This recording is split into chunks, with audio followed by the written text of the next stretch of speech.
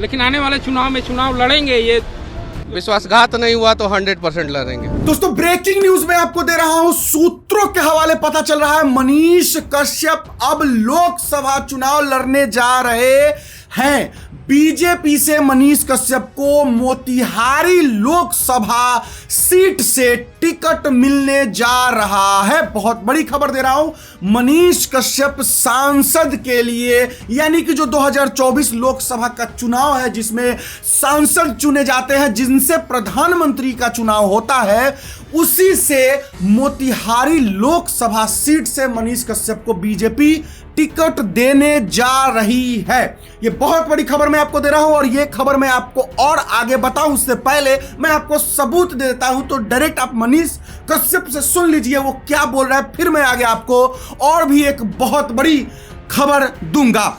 सुनिए।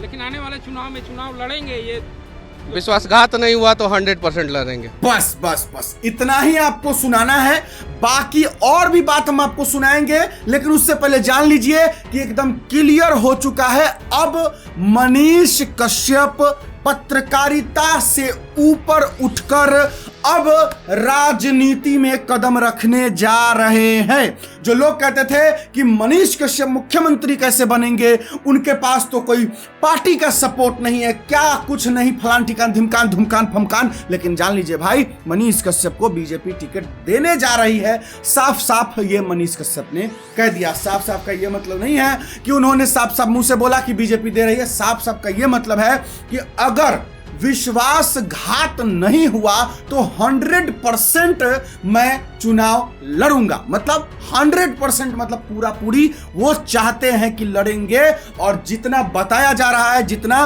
कि बीजेपी से उनका 60 थोड़ा बढ़ गया है और इस वजह से मनीष कश्यप चुनाव लड़ेंगे। चलिए आगे भी कुछ बात करते हैं, लेकिन उससे पहले मनीष कश्यप की पूरी बात जो है सुन लीजिए। मनीष कश्यप है और मनीष कश्यप जी का एक वीडियो काफी भविष्यवाणी वाला वीडियो काफी वायरल हुआ। आपने कुछ समय दिया था सरकार गिरने का और उससे पहले ही सरकार गिर मैं समय दे रहा हूं आपको। 5 साल के अंदर अंदर बिहार में जो बाढ़ आ रहा है उसका 75% समाधान हो जाएगा। 100% नहीं, 75% बिहार के बाढ़ का समाधान हो जाएगा। 2024 है, 2029 तक समाधान हो जाएगा। और जो उत्तर बिहार का नदी है उसमें से ज़्यादातर नदियों का पानी जो है ना हम लोग दक्षिण बिहार में पहुंचा देंगे। बरसात के दिनों में आपने देखा होगा कि उत्तर बिहार में बाढ़ आता है लेकिन दक्षिण बिहार में बाढ़ नहीं आता है। गया हुआ साइड में, नवादा साइड में, कैमूर साइड में, रोहतास साइड में जो है बाढ़ नहीं आता है, आपने देखा होगा। औरंगाबाद साइड में बाढ़ नहीं आता है। तो हम लोग जब बाढ़ का पानी, जब इधर बाढ़ आता है तो इधर की पानी को लिफ्ट करके जो है अगर हम दक्षिण बिहार में पहुंचा देंगे तो वहां पे धान की खेती आराम से हो सकती है, जो बंजर भूमि हो चुकी है। तो इन सब चीजों पे काम कर रहे हैं और 2 भविष्यवाणी मेरा सही हुआ है। जैसा कि आप लोग जानते हैं, पुल गिरा ना, और ये सरकार भी गिर गई। 5 साल के अंदर अंदर बिहार के बाढ़ का 75% समाधान भी हो जाएगा। 5 साल के एक और भविष्यवाणी काहे नहीं करेंगे? हम सिविल इंजीनियर है, पढ़े लिखे आदमी हैं। अपनी राय कहाँ रखेंगे? अब तो जहाँ रखना है वहाँ रख रहे हैं। हमको एक सांसद जी मिले, दरभंगा के सांसद, उनसे हमने बिहार के बाढ़ पे सवाल किया। उनसे बोला कि आप सदन में आवाज उठाइए। हम सदन में आवाज उठाने के लिए बोले। हमें जो है एयरपोर्ट पे जो है हरी सहनी जी मिल गए, जो पहले नेता प्रतिपक्ष थे, अभी नेता पक्ष हो गए हैं। तो उनसे मैं बोला कि आप विधानसभा में आवाज उठाइए, तो अब आवाज उठाएंगे। और आप भी ये माइक लेके जो है उन लोगों से बोलिए कि क्या सोचते हैं, क्या कहते हैं। नहीं, बिहार की जनता क्या सोच रही है, क्या कह रही है, और बिहार में बाढ़ का समस्या का समाधान कैसे होगा। हम दोनों भाई मिलकर जो है समाधान करा देंगे। दोनों भाई मिलकर समाधान करा देंगे। लोग उम्मीद करते हैं कि मनीष कश्यप राजनीति में लोगों की आवाज बन रहे हैं, कैसे देखते हैं? देखिए, लोग अगर जहां भी देखना चाहेंगे, जिस रूप में देखना चाहेंगे, उस रूप में हम जो है लड़ने के लिए तैयार हैं। जिस आने वाले दिनों में क्या चुनाव लड़ने का कोई इरादा मनीष कश्यप का? बस इतना ही कहूंगा। अभी मैंने बोला, हर जगह पे बोला कि if politics decide everything in Bihar, if politics decide everything in Bihar, then why we not decide our politics. अगर राजनीति बिहार का भविष्य तय करता है तो हम बिहार के जनता जो है अपना राजनीति क्यों नहीं तय कर रहे हैं? और जिस दिन हम लोग तय कर लेंगे ना, उस दिन बिहार का भविष्य उज्जवल हो जाएगा। लेकिन कुछ लोग का कहना है कि अब मनीष कश्यप भाजपा के पत्रकार हो गए हैं। कौन कह रहा है? अभी जयपुर विधानसभा टिकट लेंगे और आप भाजपा के पत्रकार हैं क्या? नहीं, आप हैं भाजपा के पत्रकार? कुछ लोग तो आपको भी गोदी मीडिया कहता है। कहता है कि नहीं? आप गोदी मीडिया हैं? हाँ, लेकिन उस लोग आप क्या गोदी जवाब मीडिया देते? हैं? नहीं है, आप गोदी मीडिया हैं? नहीं है ना? नहीं है। तो आप अपना सर्टिफिकेट आप अपने पास लेके चलते हैं ना? मैं अपना सर्टिफिकेट मैं अपने पास लेके चलता हूँ। मुझे एसपी से बनवाने की जरूरत नहीं है कैरेक्टर सर्टिफिकेट। मैं जानता हूँ कि मैं किसका पत्रकार हूँ। मैं बिहार का पत्रकार हूँ। किसका पत्रकार हूँ? बिहार का पत्रकार हूँ। ठीक है, और बिहार के लिए मैं आवाज उठाता हूँ और उठाता रहूंगा। और बिहार के लिए मुझे जो करना पड़ेगा वो मैं करूंगा, और जिस रूप में करना पड़ेगा उस रूप में मैं करूंगा। गजब। लेकिन आने वाले चुनाव में चुनाव लड़ेंगे, ये विश्वासघात नहीं हुआ तो 100% लड़ेंगे। अब इससे ज्यादा क्या कहें, ये क्योंकि हम बात। कोई राजा के बेटा तो है नहीं कि गाड़ी पे पीछे पैसा भर के रखे रहे अपने एथी में और टिकट मेरा फिक्स रहे। लेकिन अगर विश्वासघात नहीं हुआ तो मनीष कश्यप 100% लड़ेगा और लड़ेगा। और आप लोगों को देखने को मिलेगा कि सदन में बिहार की समस्याओं पे बातचीत होगी और तालियां भी बजेगी और गूंजेगा भी बिहार का नाम। वादा करते हैं। अब आप सीनियर पत्रकार हैं, आपसे एक सवाल पूछना चाहता हूँ। पिछले 20 साल में पिछले 20 साल में एक नेता का नाम बताइए जो बिहार में नदियों से नदियों को जोड़ने की बात किया हो सदन में। एक नेता का नाम बताइए, लोकसभा में और विधानसभा में, दोनों जगह एक ने नहीं किया। अटल बिहारी वाजपेयी 2002 या 1 में बोल के गए थे और उसके बाद से इसको ठंडे बस्ते में डाल दिया गया। जानते हैं क्या है कि जब बाढ़ आएगा तो बाढ़ राहत शिविर लगेगा, आपदा फंड आएगा और आपदा फंड से जो है बिहार के लोग बाढ़ में डूबेंगे और नेताओं का पेट भरेगा। इसलिए जो है बिहार में बाढ़ की समस्याओं का समाधान नहीं किया जाता। और जहां जहां बाढ़ आता है वो सारा लेबर जिला बन चुका है। शिवहर, सहरसा, सुपौल, दरभंगा, मधुबनी, पश्चिमी चंपारण, पूर्वी चंपारण, यहाँ से ट्रेनें भर भर के जाती है कि नहीं जाती है? सब लेबर डिस्ट्रिक्ट है कि नहीं है? पूरा इंडिया का लेबर डिस्ट्रिक्ट है। तो बहुत सारे लोग नहीं चाहते हैं कि बिहार में बाढ़ की समस्याओं का समाधान किया जाए।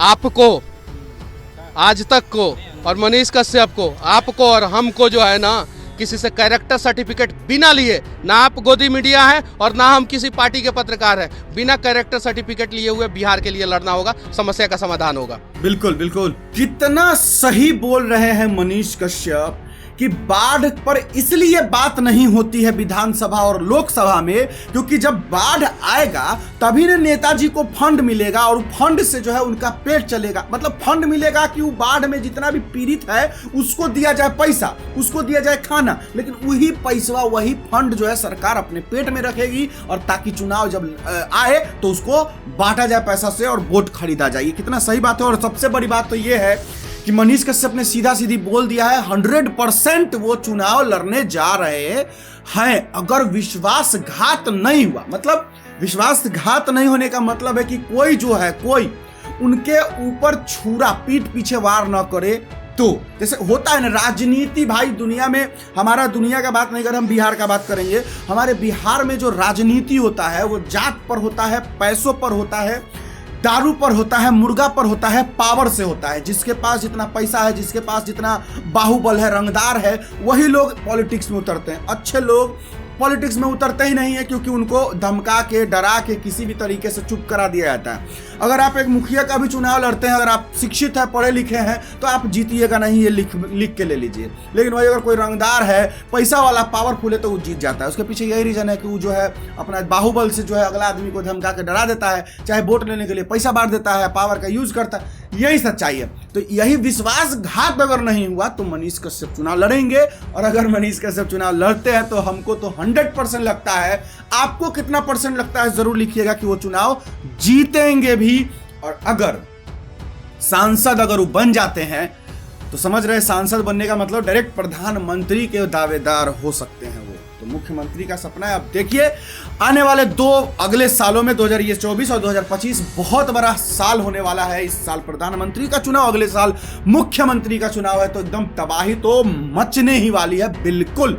और सबसे बड़ी खबर में एक और लास्ट में जाते जाते दे दूं कि तेजस्वी यादव को लेकर एक बहुत बड़ी खबर आ रही है, लेकिन इस वीडियो में मैं आपको नहीं बताऊंगा क्योंकि वो वीडियो आज शाम की वीडियो जो आएगी उसमें बहुत बड़ी खबर दूंगा। तेजस्वी यादव पर बहुत बड़ा आरोप लगा है, बहुत बड़ा। मतलब बताएंगे तो आपको तो मतलब मजा आ जाएगा और सपोर्टर लोग को मजा नहीं आएगा, विरोधी लोगों को, तेजस्वी यादव के विरोधी को मजा आएगा, सपोर्टर लोग को तो दुख होगा। तो शाम की वीडियो जरूर देखिएगा, उसमें मैं बताऊंगा तेजस्वी यादव पर बहुत बड़ा आरोप लगा है जिससे उनको अब जेल जाना तय हो गया है। शाम की वीडियो देखना बिल्कुल आप लोग मत भूलना। बाकी आप लोग जो भी चाहते हैं अगर आपके पास कोई भी खबर हो, अगर आप लोगों के पास कोई समस्या हो, अगर आप लोग भी चाहते हैं कि आपके साथ अन्याय हो रहा है, कोई आपके लिए बोले कुछ, तो डिस्क्रिप्शन में जाइए, मेरा व्हाट्सएप नंबर होगा, मुझे आप मैसेज कर सकते हैं व्हाट्सएप पे। फोन नहीं कर सकते हैं क्योंकि फोन नंबर मेरे पास अवेलेबल नहीं है, लेकिन हाँ व्हाट्सएप नंबर है, मतलब व्हाट्सएप पे मैसेज कीजिए अपनी समस्याओं को, हम आपके लिए भी जरूर आवाज उठाएंगे। बस आज के लिए इतना ही है। मेरा नाम है सौर आर्या सिंह, आप देख रहे थे द सैस क्रिएशन। एक और चीज मेरे पास कंफ्यूजन है, ये द सैस क्रिएशन नाम में थोड़ा अटपटा है, तो हो सकता है कि आने वाले समय में, हो सकता है जरूरी नहीं कि द सैस क्रिएशन इस चैनल का नाम बदल के सैस न्यूज हो जाए, लेकिन वो फाइनल अभी नहीं है, तो इसलिए भूलना मत, हम ही रहेंगे, चाहे क्रिएशन रहे चाहे न्यूज रहे, बात तो मेरी ही होगी और आपकी ही होगी, यानी कि अच्छी बातें होंगी। बस आज के लिए इतना ही है, दीजिए मुझे इजाजत, मिल जाए शाम को। जय श्री राम, हर हर महादेव।